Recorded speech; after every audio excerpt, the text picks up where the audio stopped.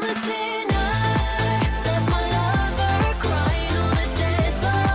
I'm a sinner, I'm a sinner. Welcome to Something Unlimited Gotham. So, it seems like they do little, mini series things before they add it into the game. Though Gotham mostly is in the game, they did a little, its own little independent thing. So, we're going to look at this and see how it is. You thumb through a small stack of letters on your desk. A black letter with gold trim catches your eye and you pull it out. You look it over for a moment with a grin on your face. Slowly you get up off your chair and walk around the room. You carefully open the letter and look at the notice inside. You are cordially invited to the annual Gotham Villains Ball. Well, now this is rather interesting. You think to yourself for a moment in the middle of the room. It would be nice to get out of the city for a while. This will be the perfect excuse. You look over the gilded invitation inside. Just in case, I'll stop by and see if this is legitimate, though. Okay, so I just had to press that. You slowly walk around the room and go back to your desk. Wrong button. Carefully, you thumb through the rest of the mail in silence. So this one, I believe, is made in RPG Maker, unlike the other games, which are made in Unity. The main game is Unity. These are like little not RPG Maker, sorry, Ren'Py games. A female henchwoman leads you to the door and it opens. You walk into the dimly lit room and look around. Penguin puts down his cigar and walks over with a wide grin. Ah, welcome, welcome. I hope you were treated well by my felonious flock of fair ladies. You give him a quick nod and smile. Yes, I can't complain, Cobblepot. Excellent, excellent. I must say I was rather surprised to see you show up in person, Luthor. I simply wanted to confirm your invitation wasn't a trap. Penguin grins and lets out a laugh. Ah, say no more. I should have assumed that response. You stare down at him for a moment with an icy look. I don't recall being invited before. Penguin shakes his head and shrugs. Yes, that is true. Generally, it's a low-key affair, you see. I thought an expense was in order with my newly built iceberg. Also, to repay your generous yacht invitation. You grin again with a smirk across your face. I see, quite generous of you. Penguin smiles and adjusts his monocle. I am a legitimate businessman like yourself now. It is the least I can do. This year's ball will truly be an event of the season. I'm looking forward to this now, Cobblepot. I also want to make more connections in Gotham. Penguin nods his head and thinks to himself. I see. Mixing business and pleasure, then. I can assure you there will be quite an array of birds attending as well. But I can help you with the foothold for the time being. That is quite generous again. Pshaw. Let us head over to my hotel across the way. Of course, lead the way. You follow Penguin as he slowly walks out the door. You both walk down the hall into an elevator. The ding sounds as the doors open to the main penthouse of the Penguin's hotel. You look around as you both walk into the spacious blue room. The city looms outside the window as you stare at the red sky for a moment. Quite an elegant penthouse you have, Cobblepot. Penguin nods with a crooked grin. Why, thank you, Luthor. I was going to offer it to you for your foothold. That is too generous now. What is the catch for this? Penguin quacks with laughter. No catch for now. I simply want to improve relations with Metropolis as well.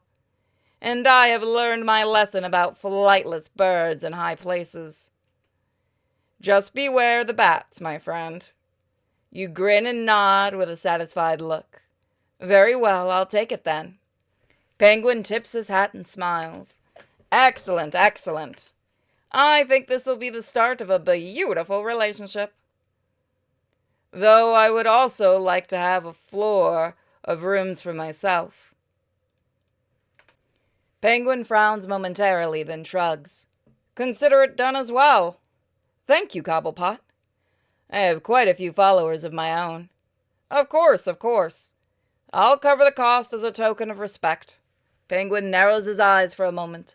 The only rule I would enforce is not moving in on my personal territory. You shake your head and smile. Of course, that would be rather uncivilized. Good, good. You can call in my flock of little birdies for anything in this hotel. Also, the lounge is open nightly for entertainment. For now, I should return to my work preparing for the ball. Enjoy your stay in Gotham, Luthor. Penguin bows his head slightly and turns and walks toward the elevator. You catch the doors close as it heads back down again. The blue chill look of the dimly lit room almost seems to be actually cold. You look around and then out the large window at the far end. Quite a gift, Cobblepot. I will play along for your game for the time being. You quietly walk over to the elevator and head down as well. By the way, guys, don't forget to check out my Patreon Subscribe Star, my shop, and my other two channels, Sinfully Pure and Cenobite Unicorn. You can now access the Iceberg Lounge in the hotel in Gotham. Alright, so let's throw a save.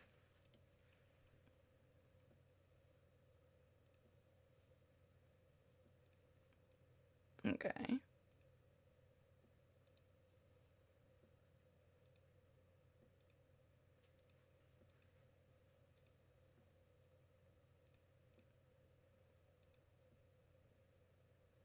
Not yet. What happens the next night? So nothing happens next night, okay. So we'll just quickly show our two lovely people, our creators.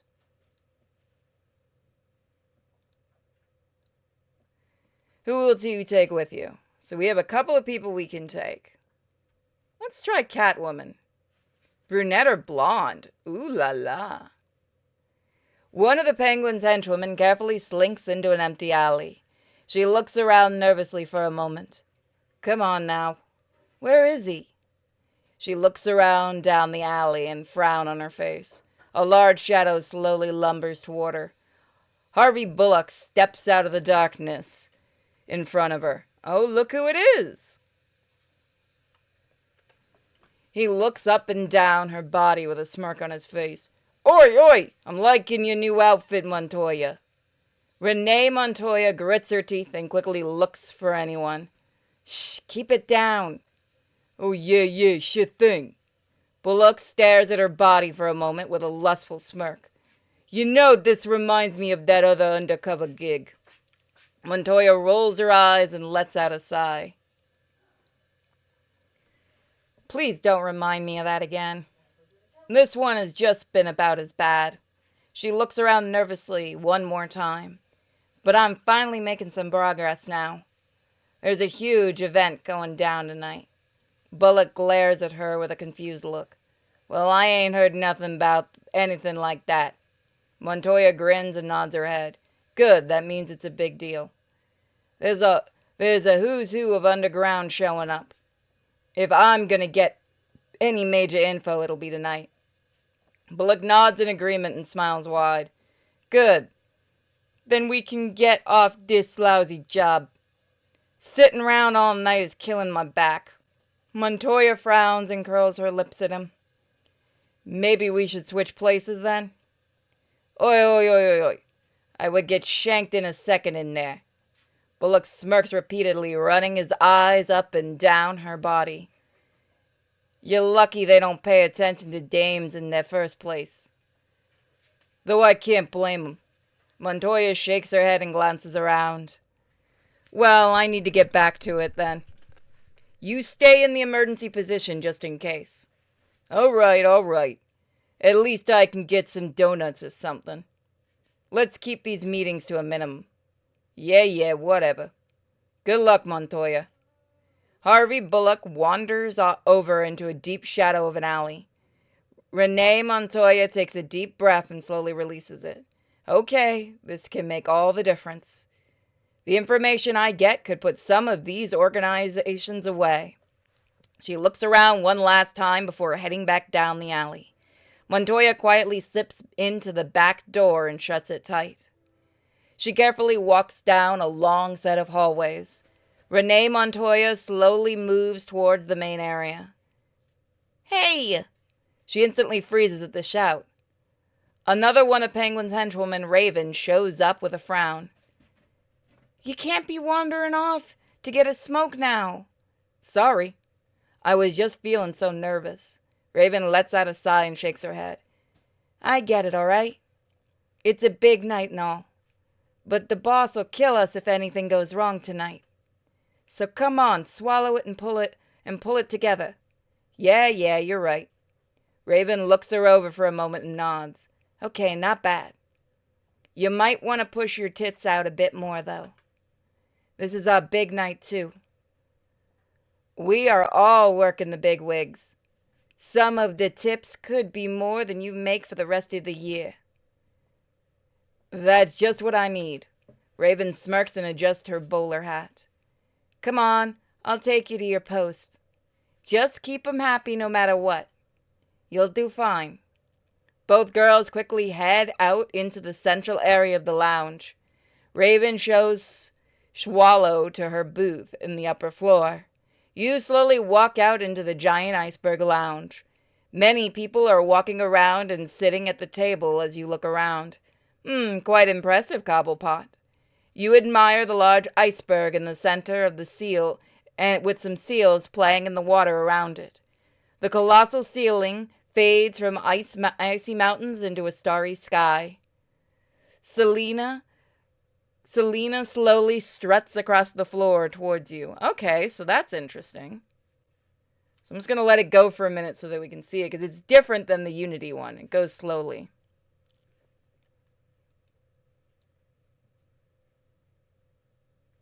So does it go back up is my question. The dress is nice. Okay, so it goes up slowly. That's interesting. That is definitely interesting. She has a devilish smirk across her face as she shifts her hips from side to side. "Well, I adore this new layout for the lounge." She scans around slowly with her narrowed eyes. "I'm sure there will be quite a few high rollers in here tonight." Yes, what fun." You look her over in her tight black dress, which seems to be teasing you with being slightly see-through. Selena runs her hand through her hair for a moment. Her huge breasts are barely contained by the skin-tight dress. You give her a devious smile as you examine her outfit. "I don't doubt everyone who is anyone will be here, my dear." Selena agrees with a slow, casual nod. "Just perfect." She plays with a gold band around her wrist. "I can stretch my claws a bit this evening, then." Selena carefully struts right over to you with some graceful strides. You give her a frown as you look out over the lounge. "Just remember why you're here as my guest." "I don't need anything reflecting poorly on me at the moment." Selena sighs and looks around the room with a careful gaze. "Very well, Lex." She makes a sinister smirk and licks her lips. This kitty'll keep herself in check." You glare at her with an annoyed glance for a moment. You both notice the penguin moving off from a group towards your direction. He slowly waddles up in front of you with a wide grin. "Ah, Luthor, you made it." "This is quite the affair, Cobblepot. I'm impressed with your new lounge." Penguin smirks with a prideful grin. "Thank you, that is a high praise indeed. I have a private booth for you on the top floor." He looks over to Selena with a lustful grin across his face. "Why, it's so good to see you, my dear Selena." She glares at him with a half-annoyed look. "Cobblepot, I'm admiring your new lounge." Penguin grins with a self-satisfied smile as he studies her body.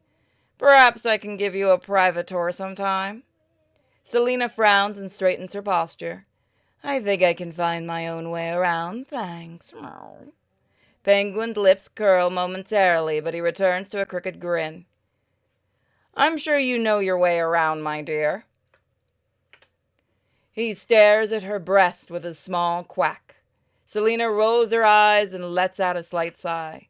He brushes off his tuxedo and leans on his cane. Well, I shall return to my hosting duties. The one downside of such a lavish event. I'll see you both later tonight. Penguin tips his hat and slowly walks off toward another group at the tables. Selina turns her nose and then relaxes her shoulders. Disgusting little man. I thought he would never leave. You look her over and then out across the dance floor. Cobblepot seems to be very fond of you. Selina frowns with an annoyed arch in her eyebrows. He has always been trying to lure me in with some of his rotten catnip.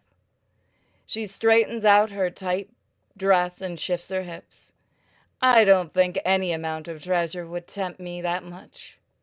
You shrug your shoulders and give a calculated smile. I find that everyone has a price, my dear. Selina looks off with a casual sigh. You look her over again as she stands next to you. While you're making the rounds, try not to get into it too much trouble. She grins with a corrupted smirk across her face. Who, me? Ow. Selina looks at her nails as she rotates her hand in front of her. I'll be as quiet as a kitten, Lex. You make another scan around the room and glare back at her. I would rather it be a mouse. She grins to herself and checks her earrings. Oh, phew. I can't change my puns now. Selina adjusts her breasts in her tight black dress. I'll see you out there, Lex. She slowly struts off with her hips swinging out in an exaggerated way. You watch her disappear behind a group of people. You take another look at all the areas of the lounge again. I should make my own rounds for the time being. Alrighty. So it's not much different. It's a bit different at the beginning than the one in the main game, but I will see you guys next time. Thank you for joining me. Don't forget I do stream on Kick under Purity Sin and on Twitch under Sinfully Pure. If anybody wants a link, just let me know. Bye, guys. Whoa. Welcome back to Something Unlimited Gotham. Before I start, just to let you know, I have 2 other channels on YouTube. Sinfully Pure and my new long play channel, Cenobite Unicorn. Check them out. And don't forget to become a member here on YouTube for early access to videos and lots of other fun stuff. And check out the Patreon and Subscribe Star. And the shop for lots of cute items. Alright guys, let's start. So let's look around. You scan around the tables of people on the left side of the lounge. You immediately notice Killer Frost sitting backwards on a chair. Her sparkling dress barely covers her bare ass as she smiles at you. She turns slightly as her light skin and dark blue dress shimmer in the light. I actually wonder if these are different than what's in the main game, like these little bite-sized Ren'Py games. I think they are working on making the main game Ren'Py too. Well, Lex in the flesh. Killer Frost grins and tilts her head as she looks you over. Oh, right, that's Killer. She looks different in this. She makes a degenerate smirk, arches her back even more. I noticed you seem to be having trouble with your chair. She adjusts her hips with her naked ass cheeks barely covered. I couldn't cover my best assets now, could I? You stare at her body with a wide grin. It would be a shame for sure. Killer Frost nods and sticks out her chest more. Plus, my plan is working to perfection. She looks you up and down, then slowly licks her lips.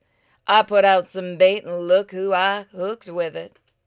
Killer Frost leans over, sticking her ass out, and slowly gets up. She struts across the floor with her sequin dress shining. You look her up and down as she does the same to you. I can't say I expected to see you here in Gotham. You grin and adjust your hands behind your back. I was invited, so I came. Killer Frost smirks with her hands on her hips. I didn't think you big players made decisions so easily. Though it is a good thing I came then, too. You stare at her dark blue dress loosely hanging off her body. I can see you went all out, my dear. Killer Frost grins and poses for a moment. Her breasts almost fall out as she brushes her hair quickly. She looks around for a moment, then smiles. I've heard you're back in the big time again, Luthor. You smile and wave your hand. I have done it quite a few times in the past now. Anyone who expects me to lose my fortune is a fool. Killer Frost raises her chin and shifts her hips. That's good to hear, then. I've been in a bit of a slump since I got out of prison. You give her a curious look for a moment.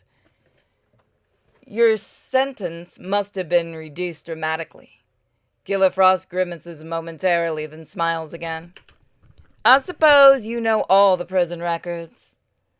I've spent enough time in our lovely incarceration system as well.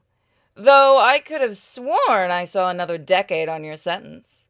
She shrugs her shoulders and lets out a sigh. We can't all have exceptional lawyers. I was in an experimental work release program, let's say. Very interesting the way things work in Gotham. Killer Frost hears some music and bobs her head. Well, it's been nice talking to you. But I have to work on my fishing a bit more to this great song. She quickly struts off with her skimpy dress showing off all of her body. You think to yourself for a moment, then smirk as she walks off. Quickly you glance around the other tables again. I think he does look different than he did in the main game. The Riddler struts towards you, swinging his cane around. One of my favorite characters. Two henchwomen flank him on the sides in tight leotards and fishnet stockings. Why, my. Lex Luthor in the flesh. He looks you over with a sharp grin on his face. Nigma, you stare at each of the girls beside him for a moment. You're doing very well for yourself. The Riddler bows slightly at the compliment. He taps his cane on the polished floor and grins maniacally. So true, my friend. Isn't that right, girls? They both nod their heads in unison. The banking business is booming here in Gotham. Well, at least for the robbers, anyway. It is good to see another worthy intellect here tonight. But what brings perhaps the world's most brilliant man here? You grin to yourself at the flattery. I am simply relaxing as a guest at the moment. The Riddler smirks at you with a wide smile. Have it your way. He waves his cane from side to side and points at the girls. I think you still need to meet my accomplices. This is Quarry and Echo, my fair partners in crime. The girls look at you with an analyzing grin. Nice to meet you. Is this really the Lex Luthor? You smile at them and bow your head slightly. I can assure you I am the genuine article. They look at each other for a moment and then smirk. We've been on a bit of a tear lately, and tonight is our celebration. It's been nice talking to you, Luthor. But we have to get some more drinks. Of course, I wouldn't hold up your night. I can't read tonight. I don't know what's going on. I did just wake up a bit ago. The Riddler tips his hat and walks off as the girls strut beside him. You watch them stride along towards the bar through the tables. After a while, you take a quick look around the lounge again. All right, let's meet Calendar Girl. You run your eyes up and down the green dress of a woman as she looks back at you with a mask. She has jet black hair and tight green dress and a white mask covering her face. You must be Calendar Girl, I presume. A name given to me by the media, I'm afraid. You stare at her body for a moment, then grin. Was she wearing a different dress in the other version? Paige Monroe, perhaps? Calendar Girl glares blankly back at you with her mask. Paige is gone. I suppose I am the calendar girl now. She stands with a confident pose for quite a while. Her tight green dress leaves little to the imagination. I remember seeing you at fashion shows. An ancient past now that should be forgotten. Avert your gaze and leave me alone. You decide to walk over to her as the mask stares at you constantly. Did you hear me? You walk up in front of her. She stands firm. I remember you were quite the exceptional beauty. Calendar girl flinches for a moment, then relaxes. The key word is I was. What are you doing here, then? She looks off around the room, then back at you again. The same as anyone else here. Making connections to make more money. You grin to yourself as you look her up and down again. I know you know who I am. Calendar girl scoffs, then slowly nods her head. You are Lex Luthor. Good, then you know my background. Perhaps we can help each other? She looks annoyed with her posture. What could I help the almighty Lex Luthor with? You stare at her tight dress as she poses in front of you.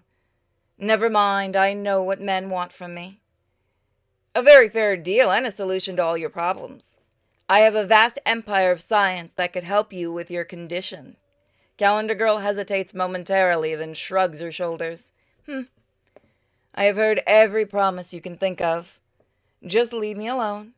You frown at her, adjust your posture, and straighten your back. So you'll just try and rob what you can like a common thug? It's a rather pathetic end to your story, isn't it? You quickly turn and walk off as she watches you go. Calendar girl stands in silence for a few moments after you leave. All right.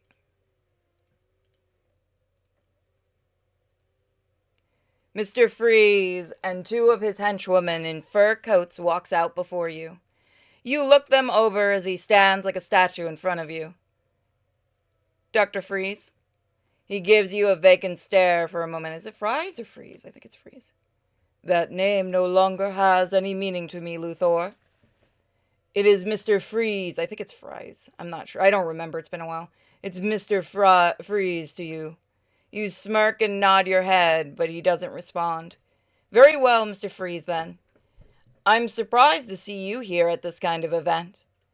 Mr. Freeze pauses as he gives you an icy glare. I would say the same thing to you. I am merely here to honor specific alliances. Nothing more. Oh, I know what voice he gets. You give him a calculated grin as his red goggles glare back at you. Well then, we're here for a similar end. I've wanted to make some new connections in Gotham. I'm sure we could work out some kind of arrangement. Mr. Freeze adjusts his hands behind his back. Intriguing. Ice Maidens, leave us. They both nod and strut off towards the dance floor. You watch them walk off in their tight coats. I see you've got yourself some new henchwomen. Irrelevant. They serve their purpose well, nothing more. Your proposal is interesting, Luthor. You grin a crooked smile as Mr. Freeze glowers at you. I'm sure LexCorp technology could shave years or more off your research. You hear slow breathing of Mr. Freeze, though, through his suit. Yes, that is true. Your scientific prowess is well known, Luthor. He stares at you for a moment with a menacing frown. Your treachery is also well known. You grimace and glare back at him. I think my reputation is quite overblown. Mr. Freeze doesn't respond and thinks to himself. I shall consider this offer. For now, I wish to be left alone. You nod in agreement and give him a smirk. That's good to hear. I'll come back later on. You strut off with Mr. Freeze following your movements carefully. He stands motionless for a time, then walks back to his table. All right, let's see. Emmylou. A tall girl with platinum blonde hair walks out in front of you. She smiles as you look over her muscular body.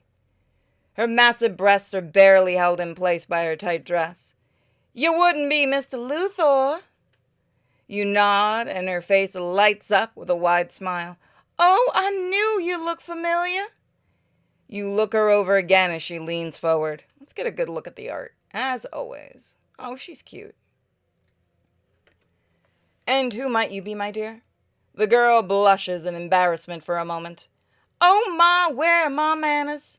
My name is Emmylou Brown, sir. Daughter of Farmer Brown? You think to yourself and grin at her.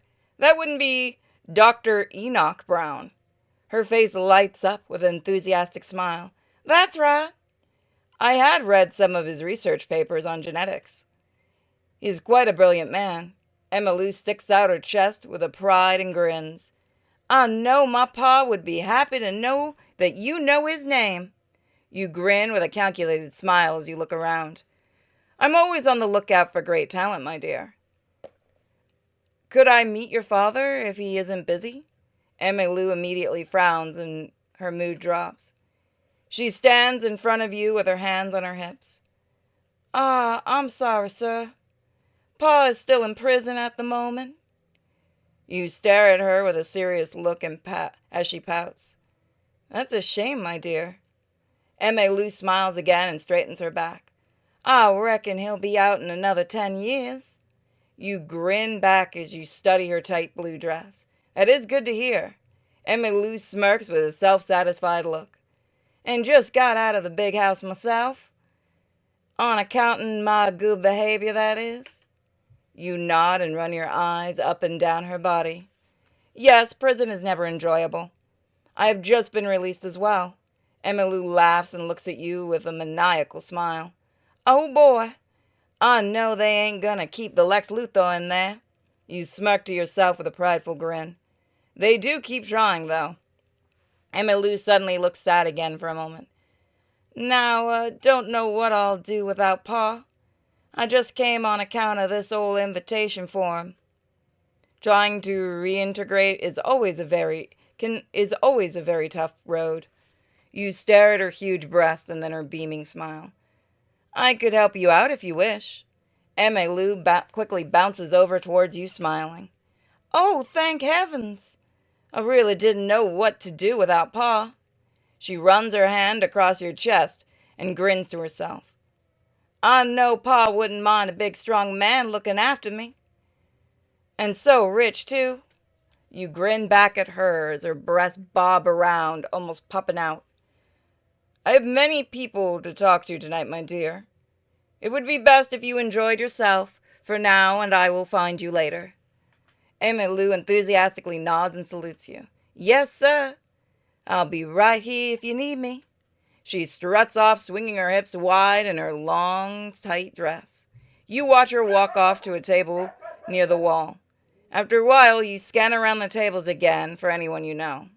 Freeze again. Okay, let me just look around. Two-Face, Red Claw. So let's talk to Freeze again as the final thing. Mr. Freeze slowly strides over with his hands behind his back. Luthor. You look at him through the frosty glass of his suit. Mr. Freeze? He glares at you with his solid red goggles and sinister frown. Your offer has my interest. He looks you over for a moment in silence. Now, what is it you want? You give Mr. Freeze a crafty grin as he glares back. As I said, I'm simply making connections here.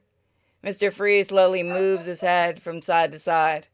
No one simply does anything, Luthor. Your scientific mind would be quite an asset to my research.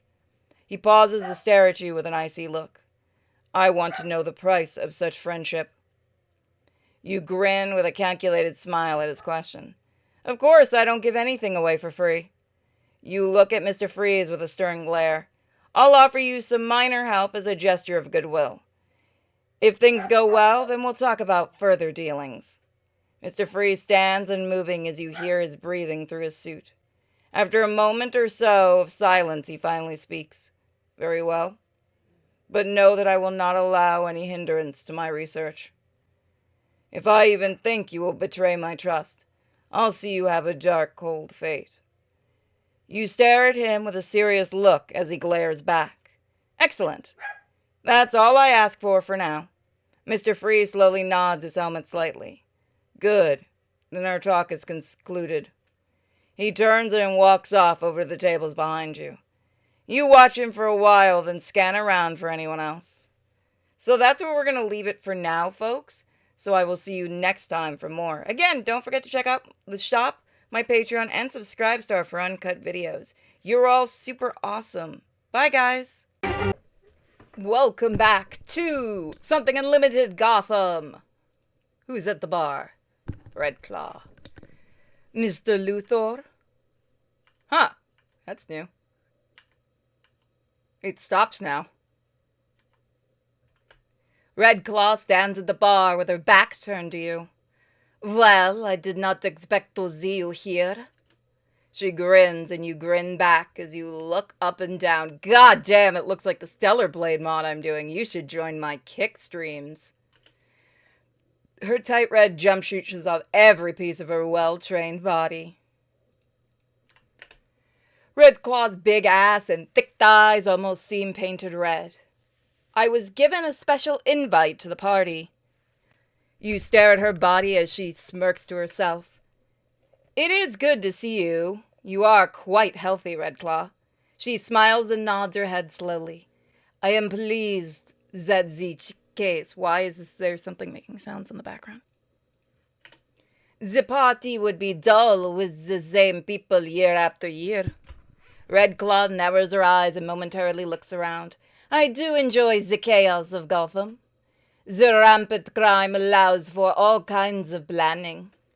She takes a sip of her clear drink and lets out a satisfied sigh. Red Claw steps away from the bar and walks over to you. She struts in front of you as you watch her body move. Her tight red costume barely covers her huge frame. You grin to yourself as you study Red Claw's body. You are formidable shape, my dear. Red Claw brushes her hair back with a wide smile. I have been training hard lately. She flexes her arms and poses quickly with a delighted smirk. I would like to test myself against the Batman again sometime. You frown for a moment at the mention of the hero. We shouldn't invoke his name here. We might end up summoning him, my dear. Red Claw lets out a small laugh and nods in agreement. Yes, like a demon of the old world. She glances around the room quickly, then back at you. Though I am sure he is lurking around. You shake your head and make a devilish grin. Well, it is a party. We shouldn't be distracted by such things. Red Claw smiles and straightens her back.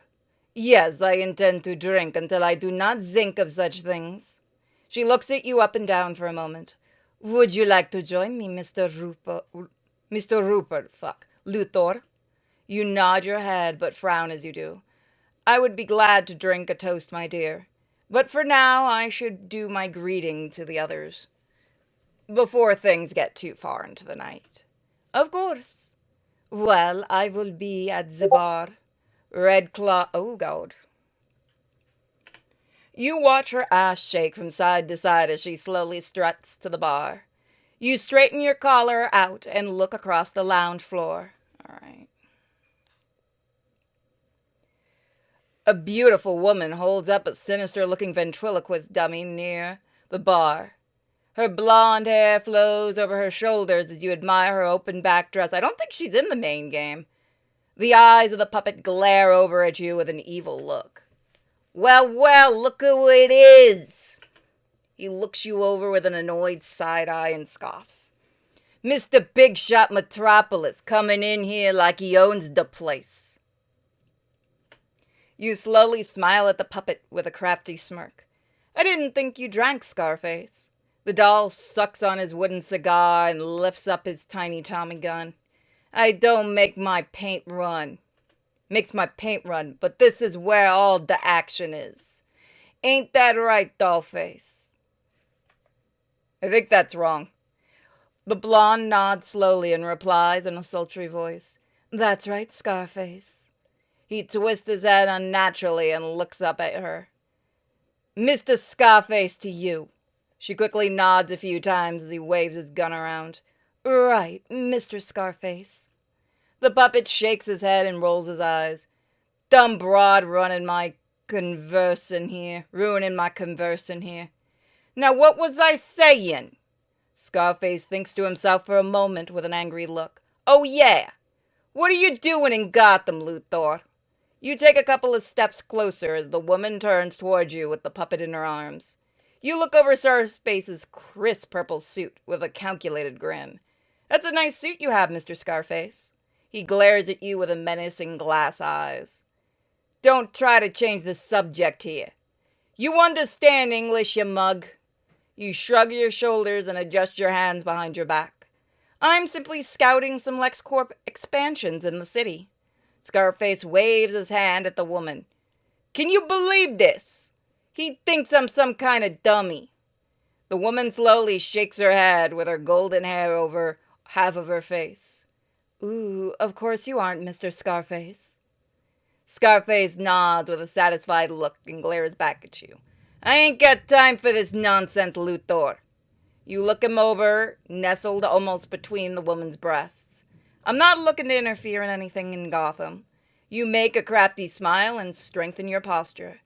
I want to work alongside everyone that is already operating here.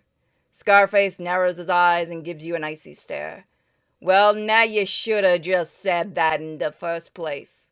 I don't need no one trying to take over my turf, see? But I ain't opposed to some bread and butter. Some bread on the side. You nod your head in agreement with a cunning smirk. I knew we were speaking the same language. Scarface lets out a light laugh and looks around. I'm enjoying the party right now, ain't I? The woman bows her head slightly as she speaks. Yeah, Mr. Scarface. He shakes his gun around for a moment, then nods his head. Catch me later on and maybe we can work something out. Let's get moving already, dummy. Scarface and the woman struts off along the bar as you watch them go. The woman shakes her hips as she strides slowly with the puppet in her arms.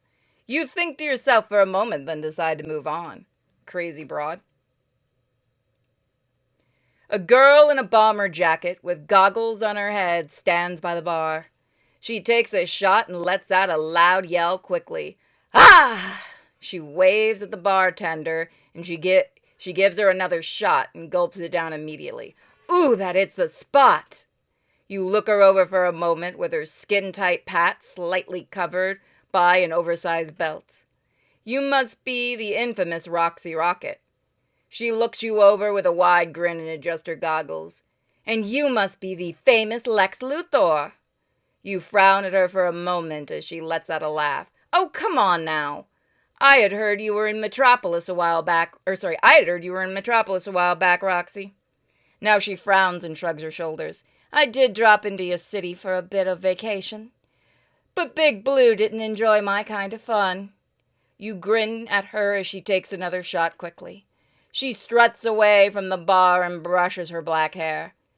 Yeah, he is rather annoying, stick in the mud.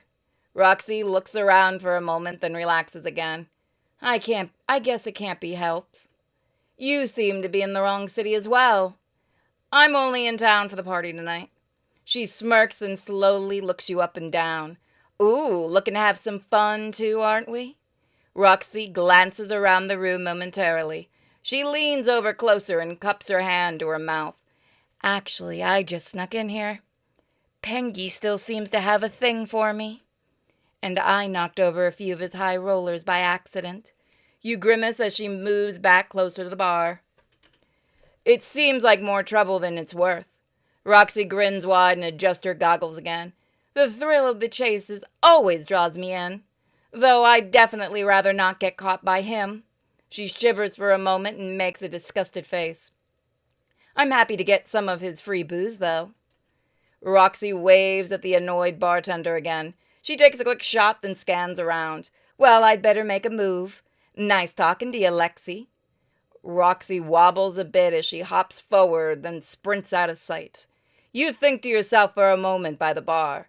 After a while, you decide to move on and check out another area. So we're going to check out Two-Face. Sugar and Spice.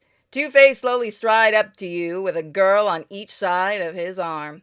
He looks you over with a half snarl on his face. Two-Face? Luthor, I don't remember giving you permission to be in my city. You frown at him as he stares you down with a grimace. I was invited personally by the penguin.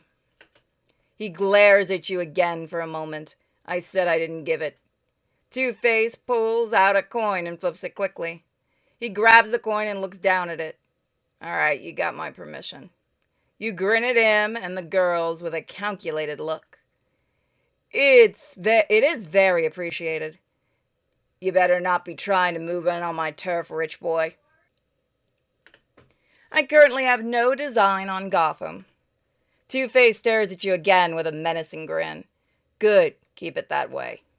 The girl dressed in white at his side pouts with a loud sigh. You're not gonna introduce us at all? Two-Face rolls his eyes and flips his coin for fun. Pfft, why do I gotta do everything round here? She smiles and adjusts her long white feathery boa. My name's Sugar, dear. And this is Spice over there. The other girl dressed in tight leather looks you over. He looks a bit too soft to me. Oh, you. Two-Face glares at both of them with crazy eyes. Hey, this ain't some kind of meet and greet. He stares down at you again for a moment. Don't do anything stupid, Luthor. This ain't your city, so get that through your head. Let's go, I need a drink. Sugar bows lightly and gives you a wide smile. Nice to meet you. They all turn and walk off back toward the bar. You frown as you think to yourself for a while. People are moving around the lounge floor as you scan around. All right, so that's the bar. So, see you guys next time. Don't forget to check out my other channels, Sinfully Pure and Cenobite Unicorn, my new long play channel, and my shop for lots of awesome items like my comic. I'm also on Webtoons. Bye, guys. Welcome back to Something Unlimited Gotham. So, we finished up the bar. Red Claw, Scarface, okay. Killer Frost, Calendar Girl, I believe we've met them. Emmylou. Bunch of people on the dance floor, so let's check and see what's going on. The Ice Maidens look at you over and stare as you stare back at them. You put quite a show on back there, girls. They smirk and snicker to themselves for a moment. Maybe we ought to be charging you. Yeah, you were looking for a long time there. You smile back at them as they whisper to each other. I was merely observing your movements. The Ice Maidens look at each other and then giggle for a while. You fit in so well with the theme of this place. They both nod their heads and smirk. Yeah, it's so rare for the boss to come here, though. It's too bad. We have a lot of fun here. You look over their tight coats with a curious eye. I wonder if Freeze makes you wear those? The Ice Maidens shake their heads together. Nah, but we did pick them out. Yeah, gotta coordinate, you know. But you gotta stay warm in this line of work. They both snicker at each other again. We forgot we have 'em on most of the time. You grin at them with a calculated smile. I would still question the bare legs then. The Ice Maidens smirk and shift their hips. Well, we still gotta look good, you know. Yeah. They both bump their hips together again and laugh. I'll let you get back to your dancing then. The Ice Maidens grin and nod at you. Yeah, we can't let down our name in this iceberg. Let's go back to it. They strut off onto the main floor again. You watch them as they start to shake their hips to the music. The dance floor fills up with new people as one song ends and another starts up. Let's look at Catwoman. You look out across the dance floor and notice Selina. She is shaking her hips from side to side as she keeps pace to the music. Heck yeah, she is. Look at that booty. Look at that booty. Again, love the art. Always love the art. Look at that gorgeousness. He knows exactly what to draw. Her skin-tight dress shows off her curves and some skin shining through it. You watch her for a while as she whirls past the others gracefully. Selina sees you out in the corner of her eye and looks back. Why, Lex, I didn't know you were a dancer. You shake your head with a confident smirk. I'm not. However, I do appreciate watching the performance. She grins back with a sinful look across her face. Selena shakes her hips quickly from side to side as some men take notice of her. Her massive breasts almost look like they should pop out of that tight dress. That's a shame, Lex. She spins around with a subtle movement, a simple combination of them. You watch her move for a while as she looks back at you. After a while, she runs her hands through her hair and comes to a stop. Selena struts towards you with a sharp stride from across the floor. She stops right before you as you look her over for a moment. You seem to be enjoying yourself tonight. Selena grins with a mischievous look on her face. It is nice to get out now and then. She plays with a gold bracelet in hand as she examines it. Plus, there's always advantages to a party like this one. You frown at her with a serious scowl. We don't need to be pilfering baubles, especially here. I'm sure you can do that just fine on your own time. Selena frowns and flicks the bracelet around her wrist. Oh, calm down. This is a Gotham City tradition. She shrugs her shoulders with a carefree grin. These ones probably looted it off someone else in the first place. I'm simply continuing the circle of life. You glare at her as she gives you a salacious smirk. I'll remind you that I'm trying to make connections here in Gotham, my dear. That is the whole point of this excursion. Selena checks her earrings and adjusts her tight dress. Well, think of this as a little bonus. For me, of course. She runs her hands down her arm and then up again. You let out an annoyed sigh and straighten your collar. Help me make some inroads here and I'll give you a substantial bonus. Selena perks up with a calculated smile. That does sound quite nice. Just don't pull my tail, Lex. You adjust your hands behind your back and make a sly grin. Selena looks around the dance floor for a moment. I should get back to work then. You nod your head in agreement as she stretches out her arms. Yes, I need to finish making my rounds here for now. Selena looks at her nails and then back at you.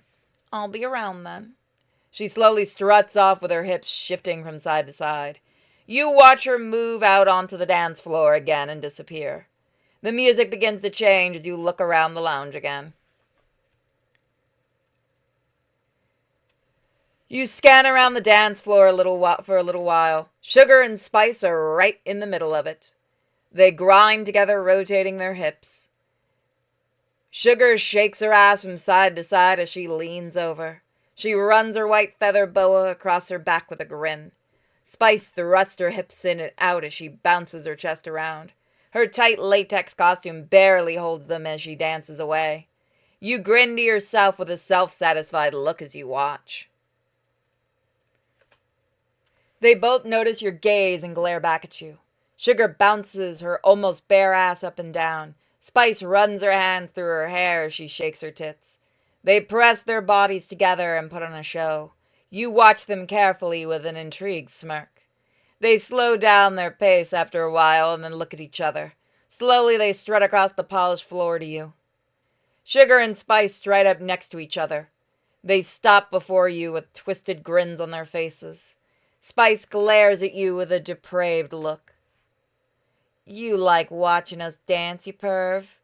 Sugar looks surprised and confused at the statement. Oh my, this can't be, Mr. Luthor.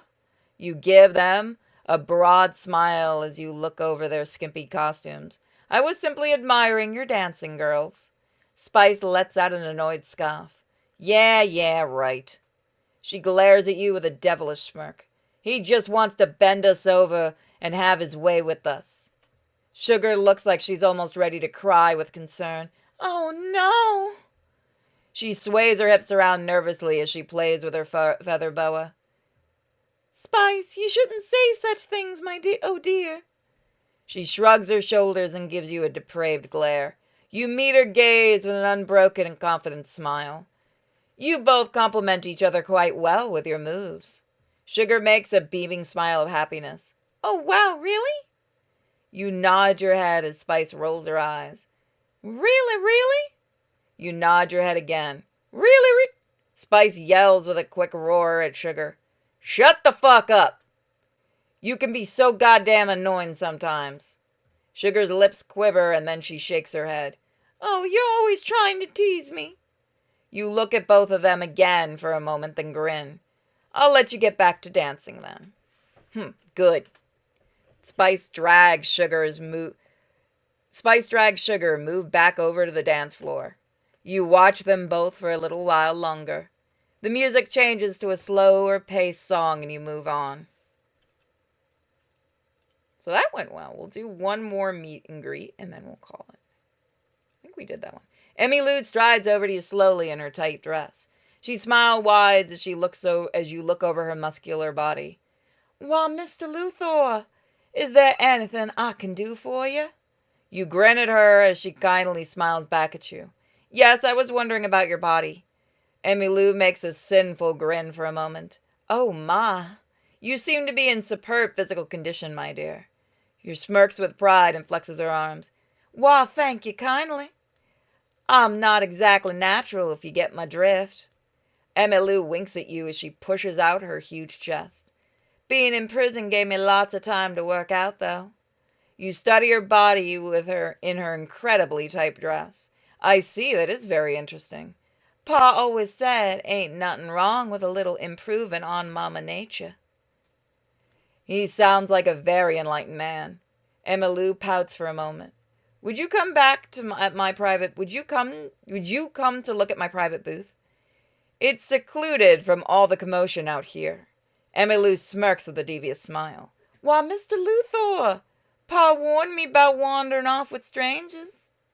You gave her a cunning smirk and shrug your shoulders. I'm hardly a stranger now, am I? She shakes her head and smiles wide. Nah, I'd love to see your booth. Excellent. It's over there, up on the platform in the corner of the lounge. You point to the elevator and the giant pillar off to the side. You can meet me there when you're ready. If you need any help, one of the attendants can show you the way. Emmylou grins with an honest smile. I'll get ready right away.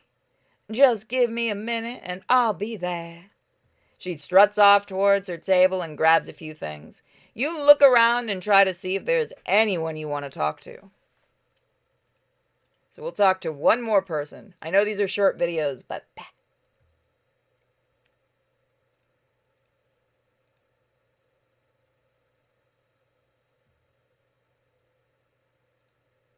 Scarface and the woman in blue stand by the bar as you walk in.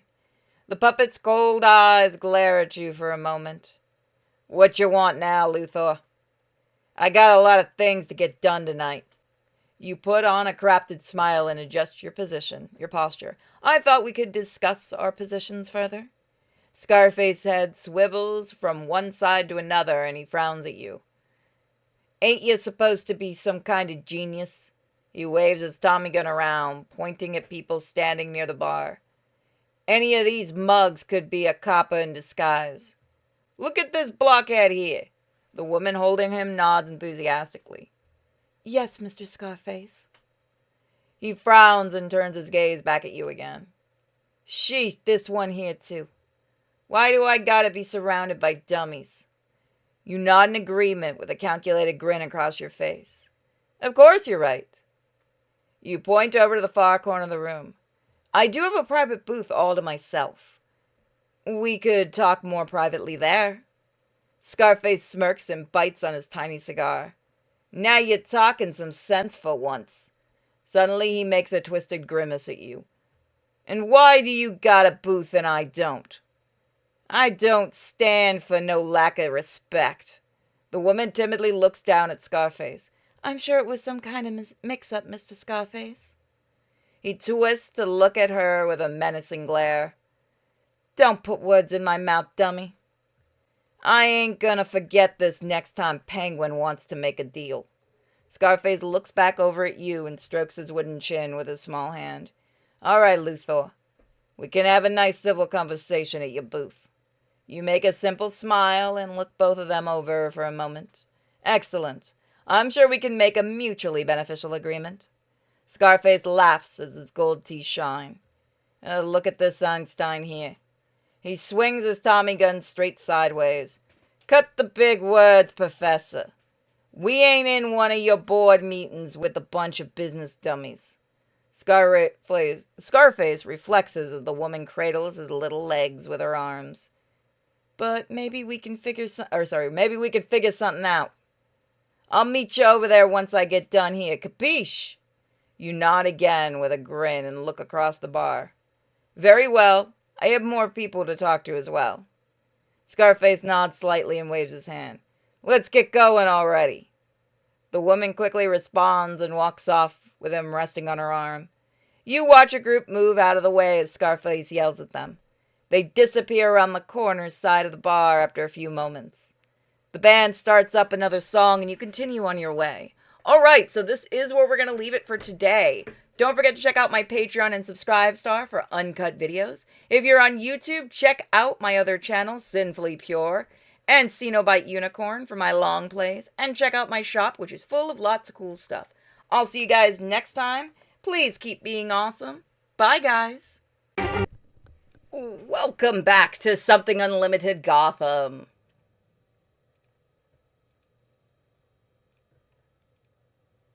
Renee Montoya stands nervously in the private booth at her post.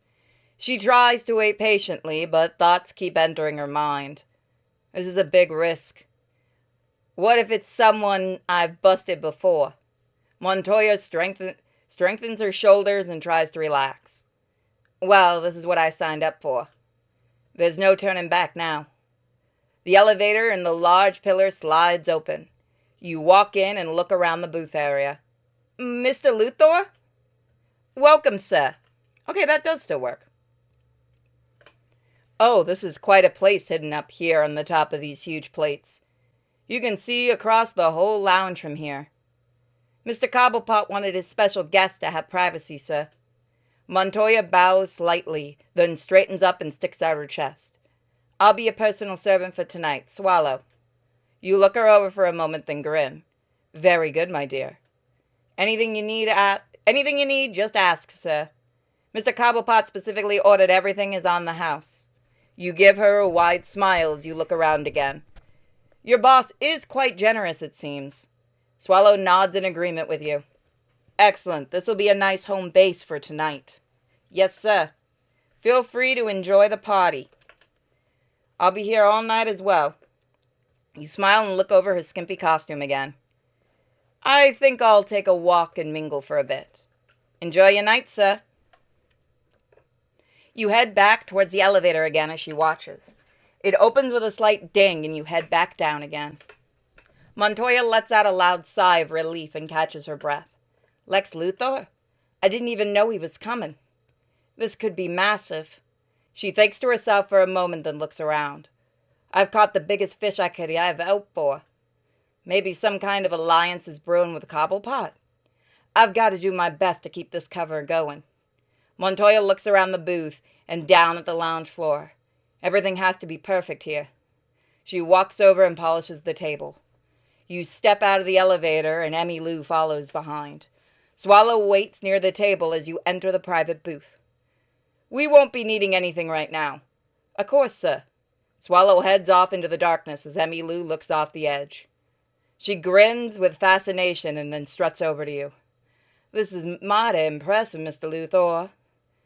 I don't think I've ever been anywhere this fancy in my whole life.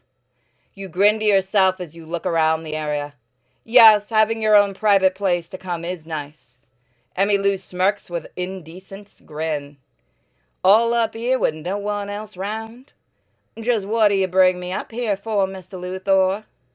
You look her over as she poses in front of you. I was thinking you could entertain me, my dear. Emmy Lou licks her lips with a perverted smirk.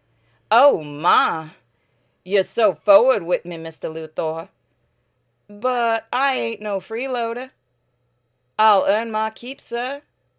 You nod your head with a crafty smile. Good. I like to see an honest work ethic. Why don't you start out with a dance, my dear? Emmy Lou complies and nods her head with a slight grin. Of course, Mr. Luthor. She takes a few steps over to the middle of the booth. She struts over to the table and hops up with one impressive leap. Emmy Lou kneels down and adjusts her dress. "'Scuse my old dress." Her tight blue dress shows off her shapely ass as she squats down. "I can't rightly dance proper in it." Emmylou smirks with a lascivious smile. "Unless you want me to take it off." You shake your head and continue to examine her body. "That won't be necessary, my dear. Just do your best so you feel you can." Again, the art is fantastic. Emmylou nods her head and starts to sway her hips around. She sits on her heels as she bounces her big ass up and down. Her massive tits bob away to motion, barely contained by the stretched dress. "How is this, sir?" You look down at her muscled back and across her ass cheeks and down her huge thighs. "Very good, keep going." Her bright blonde ponytail swings behind her head as she moves. Emmylou leans forward and arches her back. She sticks out her ass and jiggles it rapidly. She stares back at you as she runs her tongue along her red lips. You watch her rise up and shake her ass, then drop back down again. Her dress stretches across her skin so tightly you can see every defined muscle. After a few songs, she slows down and stands back up. Emmylou struts over in front of you with a grin on her face. You stare at her body as she stands before you again. Well done, well done. I can only imagine what you can do without such a restrictive dress. Emmylou smiles with a lecherous grin. It is a long night, Mr. Luthor." "Oh, very true, my dear." "I'd rather we move slowly and savor the experience." Emmylou nods her head and smiles sinfully. "I was just thinking the same thing." She struts right over to you and runs her hand down your arm.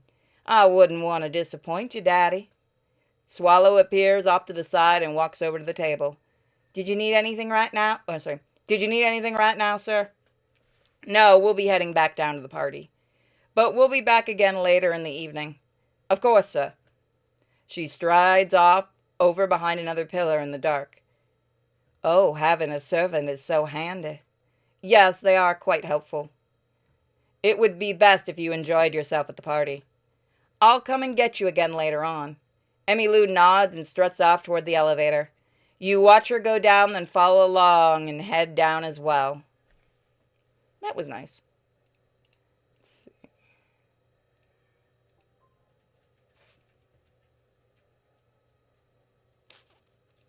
Let me see who I want to talk to.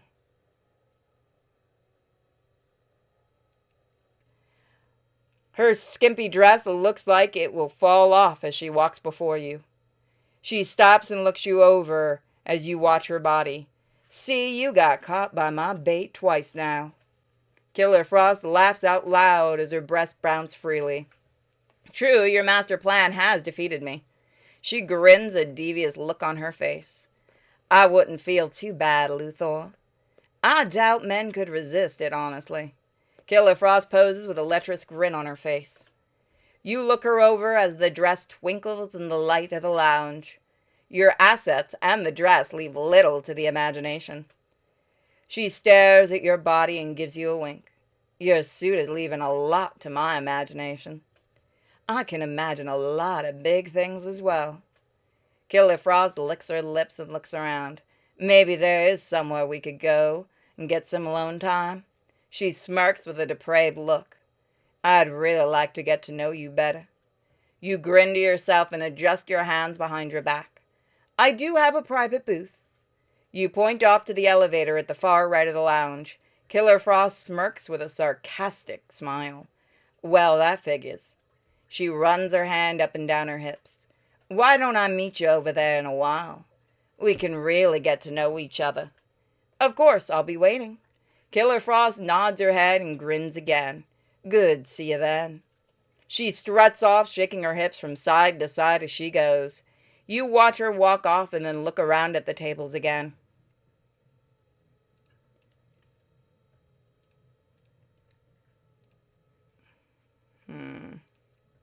Selina carefully struts towards you from across the dance floor. She stops right before you with a carefree grin on her face. Having a good time, Lex? You look her over in her skin-tight dress with a smirk. Yes, this has been rather productive so far. We'll see how the night works out overall. Selina nods with a mischievous look around the floor. Wow, you'll be glad to know I've been exercising my self-control. It isn't that easy either. There's a lot of people here who are too stupid to wear what they are. You grimace at her with a stern glare. I'm sure there are, my dear. It's not your job to be the jewelry police, though. Ow. Selina frowns with an annoyed sigh. Oh, come on. It's the perfect crime to do here. There's only so much entertainment I can get out of dancing all night. You grin to yourself with a self-satisfied smirk. We should go examine the private booth Cobblepot's has given me. Selina lights up with a devilish grin. Now that sounds positively grand, I dare. You almost roll your eyes, but instead give her a crafted smile. You point over to the far corner. The elevator's over there. I'll meet you once I finish a few more things. Selina smiles as she narrows her eyes. Very well. I'll slowly make my way across the room. She runs her hands up and down her hips for a moment. I'm sure there are some interesting things to be found along the way. Selina nods lightly and struts off across the dance floor. You watch her tactically bump into some people as she goes. The band is playing a fast song and people start to fill up the dance floor again. Let's see Spice and Sugar. The beat of the band is so energetic that people dance to it. You notice Sugar and Spice out on the floor again. They swing their hips and shake their asses. Sugar plays with her feather boa as she twists her hips. Her skimpy lingerie barely covers her ass as it bounces around. Spice licks her lips as she pumps her body in and out. She holds her hands behind her head and thrusts her breasts out. You watch them carefully as they dance freely in the middle of the floor. Sugar shakes her ass slowly and Spice slams her hips in and out. They rub against each other and move back and forth. Both of them notice you watching and show off their bodies. After a few minutes, they slow down and strut directly towards you. Sugar and Spice walk up right in front of you with a smirk. Spice looks you over with an evil eye. Well, look who's watching us again. Sugar narrows her eyes with a high-pitched voice. Oh, hello, Mr. Luthor. You give them both a calculated smile as you look them over. I can see that you're both quite talented. Sugar nods her head quickly in agreement. Oh, thank you. She runs her feather boa around behind her back. That means so much. Spice makes a crooked sneer as she looks you over. What do you want? You meet her gaze with a crafted grin. I wanted to invite you to my private booth. You point over to the corner of the room with the elevator. Sugar claps her hands energetically. Yeah, ooh, that sounds like so much fun. Spice makes a demonic grin back at you. Good, you just came in and said it. You just came out and said it. She licks her lips and sticks out her chest. He probably wants to tie us up and use us till we can't see straight. Sugar looks shocked and dismayed. Oh no! Mr. Luthor's a nice man. He wouldn't do such a thing. She bows her head slightly and smiles at you. Of course we would like to accept your invitation. Spice shrugs her shoulders and smirks evilly. All right, you're on. She runs her hand through her long hair and bites her lip. I bet it could be fun to be tied down at least. You nod your head in agreement with a sly smile. Good, good. Meet me by the elevator and I'll let you up.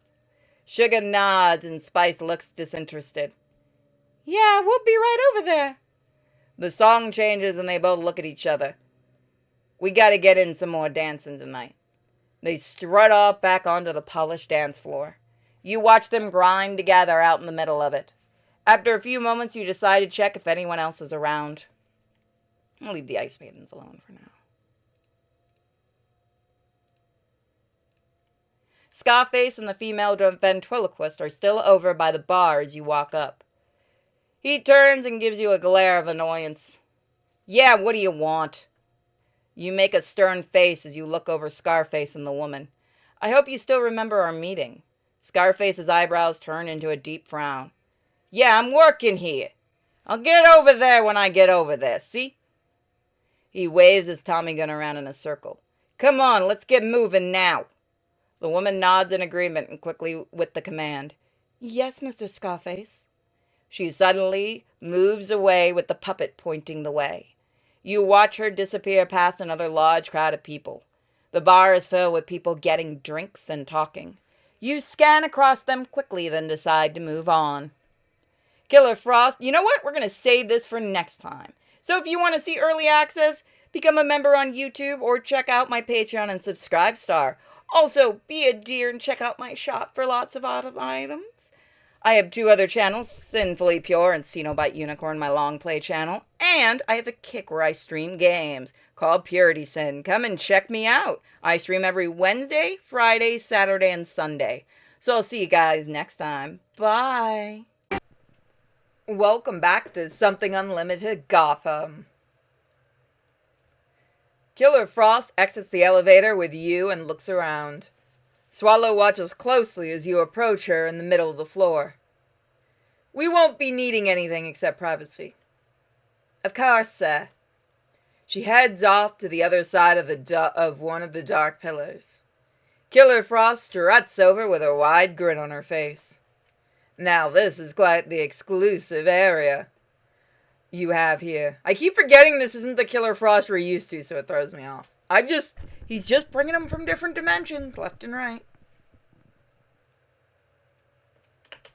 You smile and nod your head at her. I am pretty jealous. I guess being Lex Luthor has its perks. It is something you could get used to. Killer Frost smirks with a lustful look. I want to get used to this. You look her over with a severe stare. Did you know that I worked for Cadmus? She gave you a confused smile. Cadmus? What's that supposed to mean? It was Amanda Waller's special research unit. Killer Frost glares at you with an icy frown. Waller? If I ever see that bitch again. I had seen your file when I was there, that's how I knew. You were in her Task Force X. She clenches her teeth at that name. I got out because of her little Suicide Squad, but I'll do anything not to go back to that again. God, those movies sucked. I couldn't resist. Oh, and we aren't even talking about the game, Lexi. Trust me, at this point I'm with you on that. I also have a grudge against Waller. I miss when Waller was fat, man. The wall is frightening, isn't she? Killer Frost grins wide and... Don't do this when I just wake up. Killer Frost grins wide and shifts her hips. Then we can help each other out, Lex. I can't return to prison, but I'm not getting a job like some regular idiot. She struts up closer to you and runs her hand up your suit. I came here looking for a big spender to take me in. You look her over with a calculated grin on your face. I see, and what would you be doing for me? Killer Frost licks her lips with a sinful smile. I'll be your whore, of course. I've heard about your harem and I want in. I'm tired of pulling stupid heists and nonsense like that. The next time I go to prison, Waller will have me in there for years. At best, I'm dead meat on one of her crazy missions. I'd rather be alive meat in a nice, cozy lifestyle. A very interesting offer, my dear. Let us use tonight as a tryout of sorts. Killer Frost smirks and sticks out her chest. That I can do. We'll start slow and enjoy ourselves. She grins and rubs your arm again. Oh, I'm all about enjoyment. She brushes her hair with her hand and adjusts her skimpy dress. Well, how was that? You look her over with a controlled smile. It was very entertaining. It was a very entertaining start to this relationship, dear. Killer Frost makes a salacious smirk as you look down at her. Yeah, and we are just starting out. There's a lot of night to go, and I intend to prove my value. You nod at her with a crooked smile. Good. That is the right attitude, my dear. I should return to the party, but we will meet again. Killer Frost grins and nods in agreement. Yes, sir. See you later. She slowly strides toward the elevator, shifting her hips from side to side. You watch her head down as Swallow emerges from the shadows. She struts up with her hands behind her back. Is there anything I can help you with, sir? No, I'm heading back to the lounge for now. Very good. I'll be here. You walk off towards the elevator as Swallow follows your steps with her eyes. The elevator descends and she looks around the booth. Her eyes shift from side to side and then she moves into the darkness again. That went well. Alright, so. Who's at the bar? Two-Face, Roxy, Red Claw. We should concentrate on one set of girls, but I'm not sure if the dialogue in this are different. So I'm actually curious about that. So nobody's there. Roxy Rocket is drinking over by the bar as you walk up. She struts over with a grin across her face. Well, well, just who I was looking for. You give her a curious look as she smiles widely. I've heard a rumor that you're trying to move in on Gotham. You give her a smirk and shrug your shoulders. I am expanding my operation capacity and exploring new opportunities, that's all. Roxy nods her head with a sarcastic motion. I see, I see. Sounds like corpos speak for a turf war to me. You frown at her for a moment and let out a sigh. Think what you will, then. I'd just like to get in on the side of the winning team. Roxy struts over to you with a salacious grin. I burnt most of the bridges I had here anyway. But I can get in the good graces of a new boss in town early. You look her over with a broad smile on your face. Yes, that is being very proactive. Plus, it'd be nice to have some protection from Pengy and the other psychos here. I'm sure I can arrange something. You give her a stern look as you glance at her body, though I would need a return on such an investment. Roxy smirks and adjusts her goggles. You don't need any cash, so what did you have in mind? I could use some entertainment. Her eyes light up and she licks her lips. Now that does sound exciting. I have a private booth over by the pillars. Roxy looks you over and nods with a smile. An audition, then. Oh, that I'm used to, at least. Excellent. You can meet me over there in a while. I still have some people to talk to. Of course I'll be there. But first I need to get some more drinks. Roxy quickly struts off towards the bar again. She shakes her ass from side to side as she walks away from you. You scan around the lounge for a moment to see who's there. Alright, so really quick, I'm actually curious if you can interact with Swallow. You step out of the elevator and walk across the polished floor. Swallow is standing at attention, waiting off to the side. Welcome back, sir. Is your evening going well? You look her up and down for a moment and smile. Yeah, I'm having quite a nice time tonight. Swallow bows her head with a slight nod. That's good to hear, sir. Is there anything I can help you with? You think to yourself for a moment. I don't actually drink alcohol. The kitchen can make anything if you're interested in a snack, sir. Not at the moment. Maybe later? You look over her tight costume again with a smirk. I could use some entertainment, though. How about a dance? Swallow looks briefly shocked, then recovers. Of course, sir.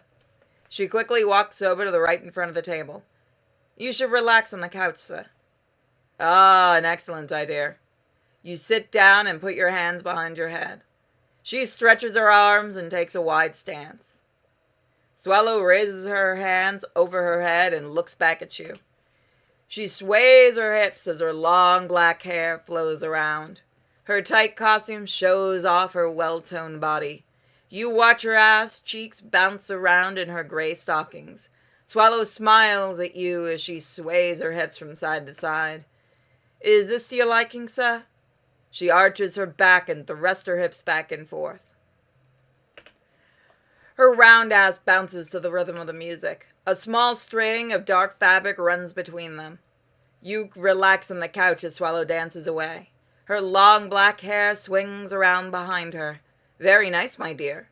Swallow grins as her ass cheeks shudder and shake. Thank you, sir.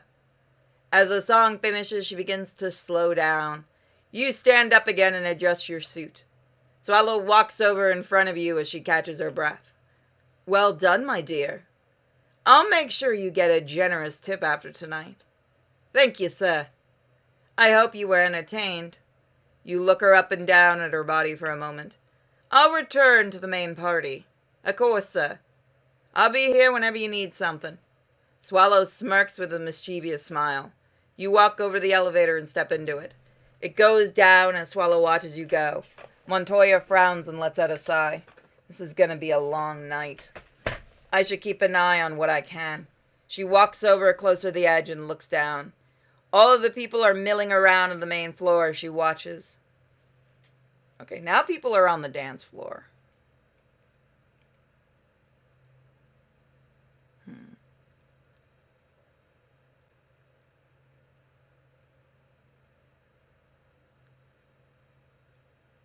Two-Face leisurely struts over to you from the bar. He is by himself this time and looks you over. So, what's the deal? And Luthor, you give him a confused look for a moment. The deal with what exactly? Two-Face sneers and scoffs at you.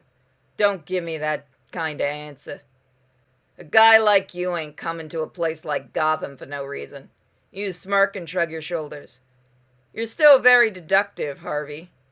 Two-Face growls at you with his gravelly voice. Don't ever call me that. I'm Two-Face, you got it? Very well. I'm simply taking a little vacation, that's all.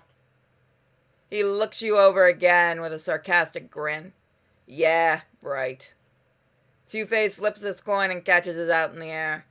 I'll be watching for you a more permanent occupation here. You frown at him with a stern glare. What happened to your girls? Two-Face looks around for a moment and shrugs. Who knows with those two? Broads'll never understand. He snarls again with his face all twisted up. I just got my eye watching you, Luthor.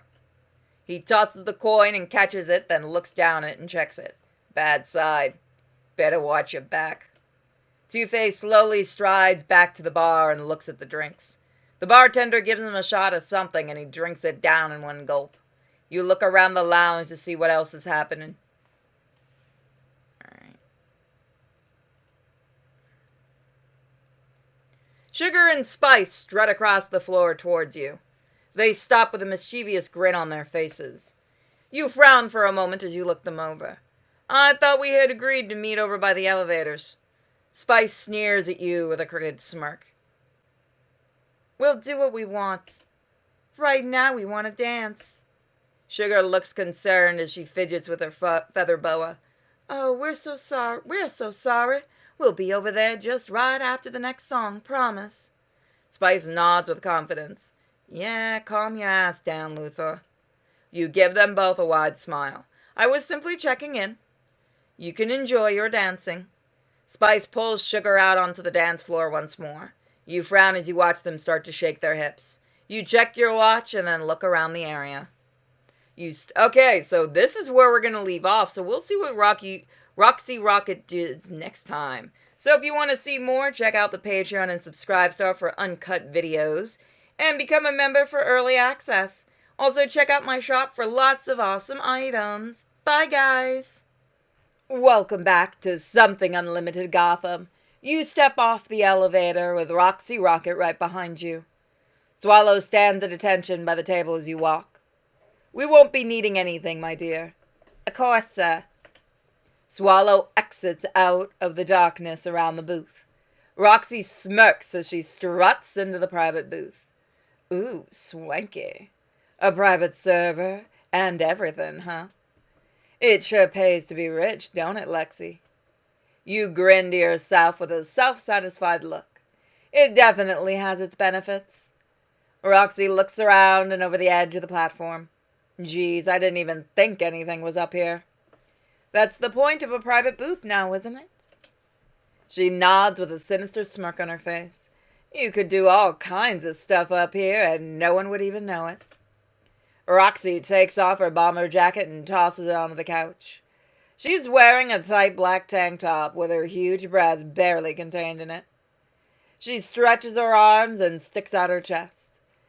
Guess I should show off my skill set for the audition. You nod and look over her body again in the booth's lights. Yes, I am curious to see your full credentials, my dear. This audition has gone very well indeed. Roxy frowns momentarily with her hands on her hips. You give her a cunning smile and wave your hand. It is hard to make a decision based on a single interview. You understand, don't you? Roxy lets out a laugh and puts her breast as her breasts jiggle around. I guess that would be a little too easy. I'm looking for versatile entertainers, my dear. The more comprehensive sampling of your skills is definitely in order. She shrugs her shoulders and grins back at you. Though we can do it later in the evening. I do have many people to see tonight, unfortunately. Roxy nods and looks around the private booth again. All right, I need to get back to some drinking anyway. See you next time, Lexi. She quickly hops over the table and grabs her jacket as she walks off. You watch her enter the elevator and return to the main level. Swallow immediately appears out of the gloom of the sides. Can I get you anything, sir? No, thank you. I will return to the party for the time being. Of course, sir. Please enjoy yourself. Swallow bows her head slightly as you walk off towards the elevator. You enter and descend to the main level as well. Well, that was fun. Let's see, who should we talk to?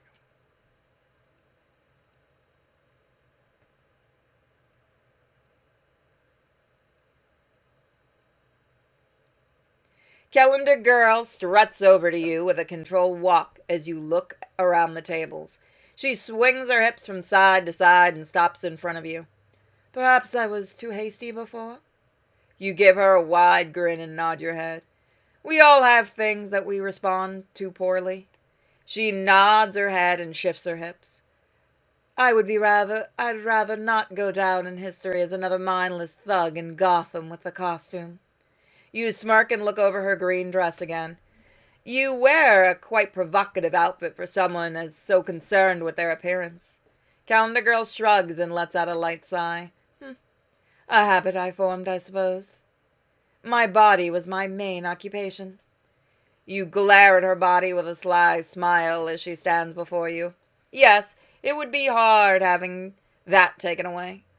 Calendar Girl clenches a fist momentarily, then releases it. Those fools in the industry took it away. Then, before I even knew it, I was falling apart at the seams. You think to yourself for a moment, then with a serious look. Very interesting. All they wanted was was their fresh meat. Those bastards. Calendar Girl shakes her fist, then relaxes again. Well, I'm sure I can do something. With true science, nothing's off the table. She turns her head and lets out a light laugh. We shall see then. All I have to offer is this raggedy body now. You give her a grin as you adjust your hands behind your back. I'm sure we can work out a mutually beneficial deal, my dear. Calendar Girl shrugs her shoulders and straightens her posture. I've heard that before. I have a private booth where we can work out the specifics. It's over by those far pillars in the corner. One of the servers can direct you as well. Very well. I'll see what you have to say and nothing more. Calendar Girl turns sharply and struts off. She strides off with an exaggerated model's walk. You smile to yourself as you watch her weave through the tables. The band changes its song as you look around the area. The Riddler twirls his cane as he struts over toward you. He tips his hat and stops his cane and leans on it. I'm a tad curious why you're here, Luthor. You give him a cunning smirk for a moment. I was invited by the Penguin personally. The Riddler shakes his head and waves his finger around. Now, you don't have to try and indulge me. Men like us only do something if it's calculated. You frown at him with a stern look. I don't have any grand plans on being at this party, Enigma. Everyone needs to unwind now and then. The Riddler grins with a crafty smile. Very accurate. It's good to relax once in a while. No, I mean you being here in Gotham in general. His face turns to a frown as he stares at you. If you're moving in, then That will cause a lot of problems here. You look him over as he continues an icy glare your way. I don't have any designs on Gotham. The Riddler grins again with a devious smirk. Good, good. You see, Gotham may seem chaotic to outsiders, but there's a very delicate balance of mayhem here. A big fish like you dropping into the secret system could have many ramifications. You give the Riddler a calculated smile. I'm simply a tourist at the moment. So the ecosystem will be unaffected. The Riddler smiles back at you with a sharp look. Very well, I wanted to point that out.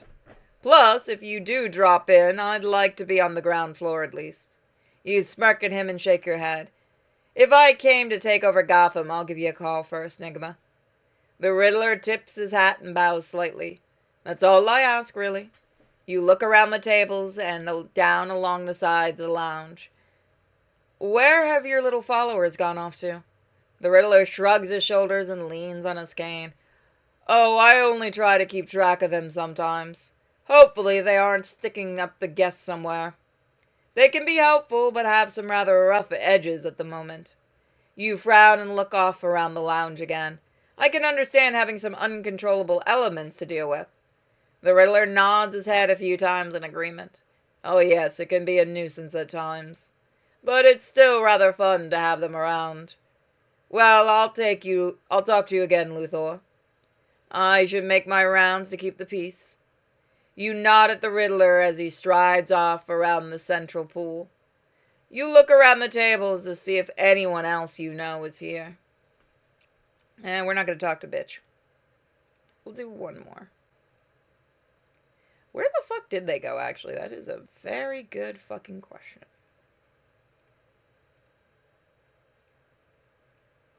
Emmy Lou slowly strides over to you in her tight blue dress. Her smile's wide as you stare at her well-defined body. Evening, Luthor, Mr. Luthor. Good evening, Emmy Lou. I hope you're enjoying the party tonight. Emmy Lou nods enthusiastically with a wide smile. Everyone has just been so friendly to me. You look her over with a devious smirk. I can understand that is the case. She adjusts her hands on her hips and sticks out her chest. I can't rightly imagine why. Emmy Lou makes a naughty smirk. You stare at her enormous chest for a moment. I thought you might be getting lonely, though. Why don't you come with me back to my private booth again? Emmy Lou smiles with a lewd grin. Oh, Mr. Luthor, I would be happy to accompany you to your booth. Excellent. I still have some people to talk to, but we'll meet you there. Yes, sir. I'll be right on my way presently. Emmy Lou slowly struts off across the floor as you watch her go. She shifts her hips from side to side in her lengthy tight blue dress. You decide to take a look around the lounge.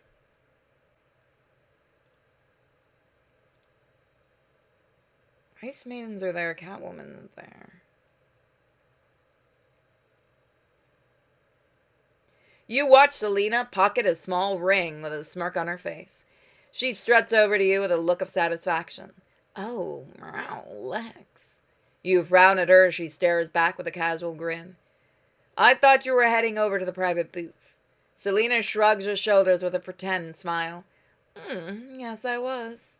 Then a few things happened to catch my eye.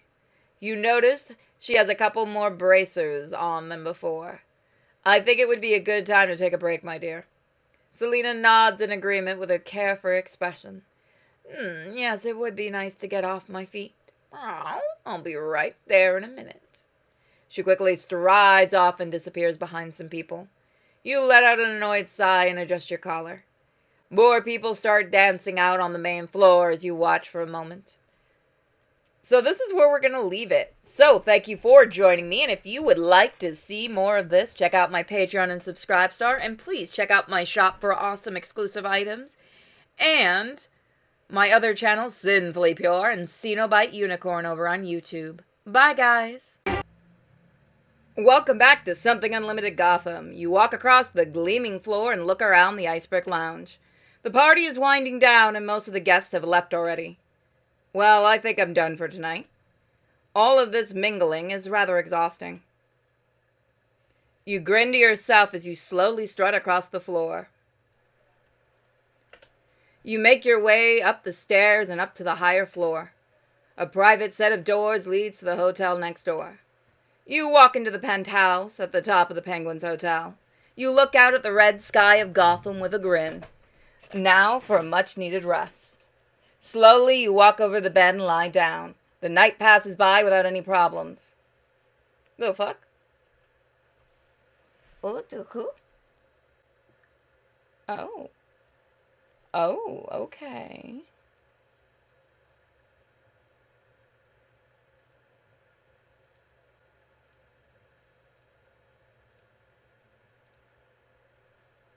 Okay.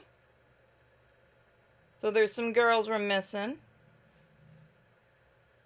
So we got an ending. The Penguin slowly waddles in the door before you with a grin. You look around the busy restaurant, which is all covered in superhero memorabilia. The waitresses all wearing skimpy versions of heroine costumes. Penguin sneers with a gleam in his eye and waves his hand around. My version of your original idea is relatively less ambitious. However, you can see its perks very obviously. This is my new project, Super Babes. You look over the waitresses as they stride between the tables and booths. Yeah, my friend, you've chosen a very much fast food approach. The Penguin nods with a jolly laugh to himself. Men will pay through the nose for fried garbage if a beautiful woman delivers it to them. You watch the patron's face light up as the waitresses stop at their tables and take orders or drop off plates. A very shrewd strategy, Cobblepot. Penguin nods and rolls his hands together with a smirk. Without your own glamour slam paving the way, I wouldn't have considered such a thing. He leans on his cane and waves over one of the waitresses. She slowly struts towards you in her half-naked costume. A false starfire stands right before you, with too much makeup and a sultry look on her face. What can I do for you, boss? Dang. Cute. I like that outfit. You and the Penguin look her over as she shifts her hips and holds up a platter. Oh, nothing, my dear. I simply wanted to introduce you to my friend Lex Luthor. The girl's eyes light up at your name and she smiles wide. The Lex Luthor? Oh, wow. She changes her posture and pushes out her chest a bit more. It's so nice to meet you, sir. Starfire talks in an overly breathy and sexy voice. You nod and give her a grin as you run your eyes up and down her body. The feeling's mutual, of course. The Penguin tips his hat and adjusts his collar. How are you enjoying this new job, my dear? She smirks with a quick roll of her eyes. Oh, it's so much better than my old job. Penguin raises his cane with a smile, then leans on it again. Very good, that is what I like to hear. Now back to work. I'm sure you're burning tips talking to us, my dear. The false Starfire nods with a playful smirk. Of course, sir. She turns quickly and struts off to collect another order. Penguin looks around the room again with a prideful glint in his eye. This is a prototype, but in time it'll be expanding my franchise all over Gotham. You think to yourself for a moment with a serious look. Yes, you found a winner here, Cobblepot. Where do you get all these girls from? The Penguin chuckles to himself with a devilish grin appearing across his face. Oh, that's a very easy part, my friend. There is no lack of, should I say, professional women in Gotham. This is a much more secure environment for them, and the pay is impressive. You stare at some of the provocative versions of the costumes. I see, brilliant. Penguin looks from side to side carefully for a moment. He talks to you in a more hushed tone. They are very willing to perform some extra activities for certain high-paying patrons. Penguin slips you a well-made card with only a phone number. I was sure to make an access tunnel from the restaurant over to the hotel. The girls will be personally delivering to your room for a price. I've also instructed them to study their counterparts and always stay in character. You give him a calculated grin and nod your head. I see, that is quite the room service. The Penguin smirks with his teeth gleaming and adjusts his monocle. I take a fair cut, of course. But for now, we should let these little birds work their magic. I only wanted to show you what you inspired. You smirk to yourself with a self-confident smile. I must say it is an impressive idea, Cobblepot. Penguin laughs slowly and nods in agreement. Now I should return to work. I shall talk to you soon, Luthor. He tips his hat and waddles out the door again. You look around the room again for a moment. The waitresses are bouncing around and most of the booths are on either side is filled. After a few moments, you head to the door as well. Alright, what happens if we go back in there? Okay. High society. No, you know what? Not yet.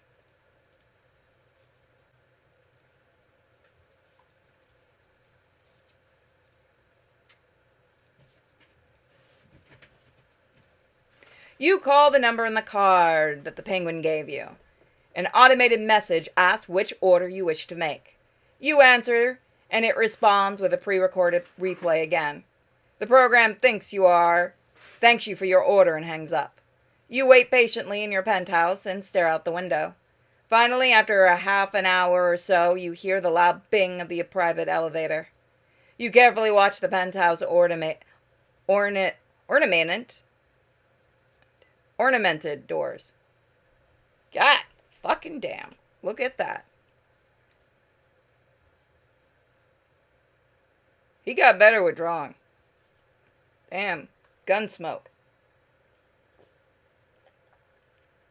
Hats off to you, man. I love your art.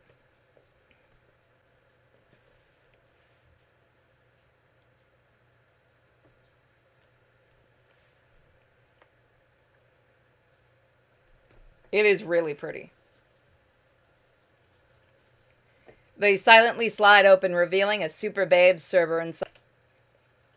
She gives you a blank expression as you examine her costume. Her blue cloak barely covers her shoulders and exposes her skimpy leotard. She looks you over as you study her curves with a sly grin. I was sent over for a private order. You better not waste my time. The false raven shifts her hips and brushes her hair. The tight costume barely holds in her bulging breasts. You slowly shake your head with a crafted smile. I'm sure you will be well compensated. Raven lifts her eyebrow and then lets out a sigh. Sure, whatever. Her skin is colored gray perfectly to mimic the real deal. I can see you put a lot of effort into your work. Raven smiles quickly before a moment, then rolls her eyes. She looks you up and down with a curious eye. Your Lex Luthor is pretty good, but we should get back to business. You nod your head as you glare at her half-naked body. Of course, my dear. Why don't you come in? Raven pulls her cloak over her body and slowly struts into the penthouse. She glances around the room and out the window momentarily. Nice place. You grin to yourself as you watch her carefully. Thank you. The Penguin gave me this number and I wanted to see what it was about. Raven looks back at you with a suspicious glare. If you may have been wondering, this takeout service isn't cheap. You hold up a large wad of bills and a golden clip. She looks at the stack in surprise, then quickly conceals her reaction. Well, maybe I can take those cursed notes off your hand, Luthor. You nod slowly with a self-satisfied smirk across your face. Why don't you give me a demonstration of the services? Raven pretends to look annoyed and grins lightly. Whatever, I guess I can waste some time here. She slowly struts across the room, wrapped in her blue cloak. Raven stops over by the bed and she looks back at you. Her blue cloak hugs the curves of her body tight as she grins. She slowly shakes her hips from side to side playfully. You can see the outline of her full ass in the folds of the cloak. I shouldn't be showing off for a villain like you. Raven carefully undoes the clasp of her cloak as she stares back at you. Again, loving the art. Look at that.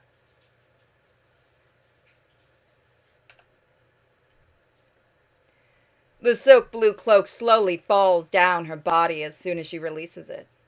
Her tight gray ass cheeks are fully exposed without the cloak. You stare at her body as she smirks to herself with confidence. Her tiny black leotard pulls up tightly between her bare cheeks. This is a rather erotic outfit for fighting crime, my dear. Raven grin. Raven grins, then narrows her eyes with a scoff. I keep my cloak on all the time. She runs her hand across her chest and down her side. This costume gives me freedom under it. Her gray ass cheeks slowly shift from side to side as she sways around. You run your eyes down her back, ass, and thighs with a grin. Raven brushes her hair out of her face and straightens her posture. This is a full-service order, you know. She slowly runs her tongue along her lips. I must obey you until I can release the curse on those bills. You smile with self-satisfaction and rub your chin. That is very interesting. Raven waits. Raven waits in the middle of the room with her blue cloak on the floor. All right, what shall we do? All right, I can humor you. She moves closer to the center of the penthouse with slow steps. Raven spins around and raises her hands behind her head. She pushes out her chest and begins to sway her hips from side to side with a lewd smirk. Her skin-tight leotard barely holds in her bulging breasts as you watch her perform. She shakes her ass around with her squished breasts bouncing about. I'm only doing this to break the curse. It's not like I enjoy it or anything. Raven smirks to herself with a playful grin as she moves. Her light gray skin catches the light in the dim room perfectly. You slowly smile as you watch her body move before you. She arches her back to show off her nicely rounded tits. This ritual may help, but maybe not. Raven thrusts her hips and rotates her pelvis with a small smile. She grinds her hips around with her hands still behind her head the whole time. Her body undulates like a snake as she narrows her eyes. You study her almost naked body with a careful observation. Raven shakes her hips to one side and then over to the other. The light glints off her skin from time to time as her leotard shines in it. After a few more minutes, she slows down and stretches her hair. Maybe there's something else I can try. That's an interesting idea, Luthor. Raven slightly smirks to herself, then returns to a blank expression. Whatever, it's worth a try. She slowly struts closer to you and away from the bed for a moment. All right, so we got some time with Raven. Next time, maybe we'll get one of the girls or we'll start the ball. Thank you guys for joining me. Please check out my other YouTube channel, Sinfully Pure and Cenobite Unicorn, and my crowd-made shop for lots of fun, as well as my Patreon and subscribe star for naughty versions of the videos. Bye, guys. Welcome back to Something Unlimited Gotham. All right, we have to go to the next night. You walk into the busy restaurant with people everywhere. Many waitresses stride around the room serving orders at tables. One of them sees you and slows down to walk over. Sorry, we're full at the moment. Oh, it's Supergirl. You'll have to come back another time. She casually struts off with a platter high in the air. You look around the room and decide to check back again later. You walk out as another group tries to enter.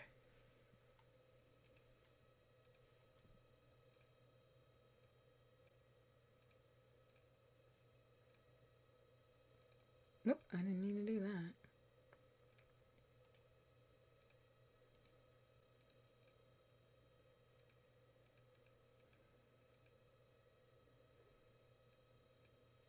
You sure you want to start the high society event? You know what? Nah. See what we can do around here. You walk into the restaurant with people everywhere. One of them sees you and slows down to walk over. There's no more room in here. You better come back some other time. She casually struts off with a platter high in the air. You look around the room and decide to check. Okay. So I'm curious, will there be anything new with Raven?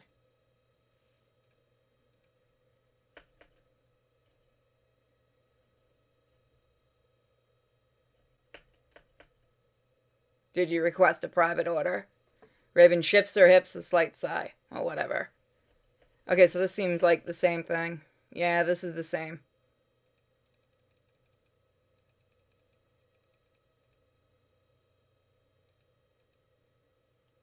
Okay, so that is the same, so we don't have to bother with that.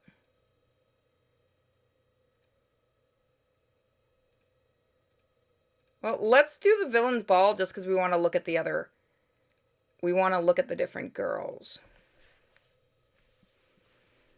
Let's look at the blonde really quick just so we can get through it. So that you can see what she looks like. And then we're going to go back and load again.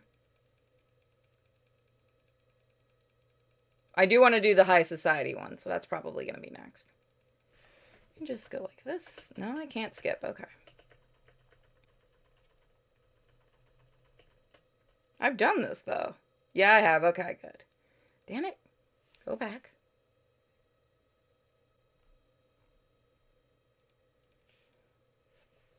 That's the version from, I believe, the show. I believe she was blonde in the show. It's been a while. So it's the same outfit, just different hairstyle. And I do like the blonde. It looks a bit better on her.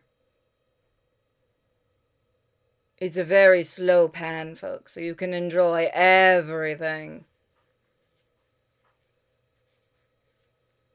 Look, he drew it. He's damn well gonna make sure you enjoy it. So what I'm going to do... We're going to start the high society one. Who will you take with you? Artemis. Sorry, Talia. You stroll through the grand expanse lounge, your eyes taking in the sheer magnificence of the surroundings. Groups of men in impeccably tailored tuxedos and women adorned with the finest jewelry, their elegance adding a touch of sophistication to the scene. You smirk to yourself as you watch the seals play around the gigantic iceberg in the center of the room. Champagne glasses clink and laughter rings out now and then. You turn to look back as someone approaches you from behind. Talia slowly struts towards you in a bright green dress and golden accessories. The dress hangs off her, and you wonder what keeps it from falling to the floor. You can almost see her nipples through the dress, barely covering them. Damn, girl. Still hate Talia, but damn. She shifts her hips from side to side as her gold necklace twinkles in the light. Oh, beloved, there you are. She brushes off her long, dark hair back, but it falls over her left again. You look her over with a lecherous smile across your face. You look very stunning tonight, my dear. Talia grins and stares at you with a piercing look. Why, thank you. I knew I would need this dress sometime. She plays with her golden bracelet and looks around the massive lounge. There are groups of well-dressed people mingling together everywhere. That's an extravagant event. Slowly she strides over next to you with a devious look. Talia stares around the room again and adjusts her dress. So many people. You scan around the room and recognize many faces right away. Yes, this is the event to be at tonight, my dear. All the blue bloods of Gotham are out right now. You notice an odd pair strolling across the floor, nodding and shaking hands. They begin to head in your direction as Talia shifts her hips. Veronica, Vreeland, and the Penguin strut before both of you. Penguin tips his hat as Veronica smiles wide. Oh, Lexi, darling. I'm so glad you were able to make it here. You nod your head at the Penguin and make a crafted grin for Veronica. I wouldn't miss it, my dear. Veronica smiles and shifts her hips. Ooh, splendid. My fundraiser's a great success. Veronica runs her hand slowly across the Penguin's cheek. Such an amazing venue you have prepared, Ozzy. I really couldn't have done it without your generosity. Penguin straightens his back with pride. Of course, my dear. I could do no less for such an important cause. Veronica nods in agreement with a bright smile. We're raising money tonight to protect endangered bird species. Isn't it simply grand? You look across their faces with a calculated smirk. A worthy cause indeed. The penguin adjusts his monocle and looks over Talia. It seems you have a beautiful bird of your own, Luthor. Veronica rolls her eyes with a laugh. Oh, how droll, Ozzy. She takes another look at Talia with a curious grin. Who is your mystery date? You smile wide with a prideful grin as you look over at Talia. This is my wife, Talia. Veronica is momentarily taken back in shock. Your wife, Lex? I'm so sorry I didn't acknowledge you sooner, my dear. Talia slowly shakes her head and gives Veronica a sinful smile. It is not a problem, Miss Veronica. Veronica almost bites her lip with excitement. Ooh, that accent, my dear. I simply love it. She looks around at the multitude of guests streaming into the lounge. We must talk one-on-one sometime, my dear.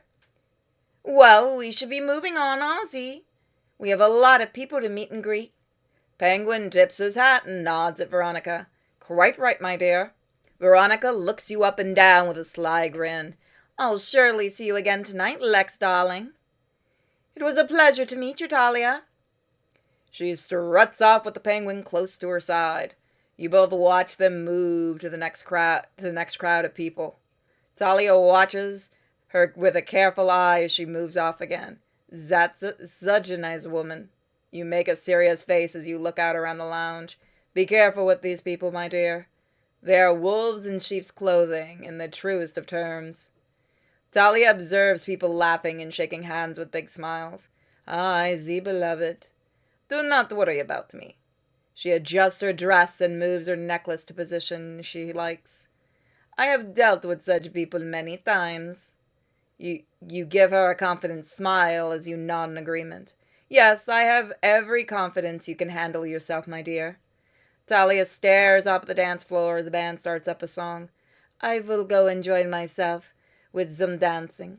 Be sure to indulge yourself as well, beloved. Many men turn their head as Talia slowly struts off across the polished floor. She purposefully strides slowly and attracts attention as she goes with a wicked smile. You make one more quick scan around the area to see who's there. Finally, you decide to head out across the main floor. So that's actually where we're going to leave it for today. So thank you guys for joining me. And I'll see you guys next time. Don't forget to check out my other channel, Sinfully Pure and Cenobite Unicorn, and my Patreon and Subscribe Star for spicier episodes. Bye. Tonight.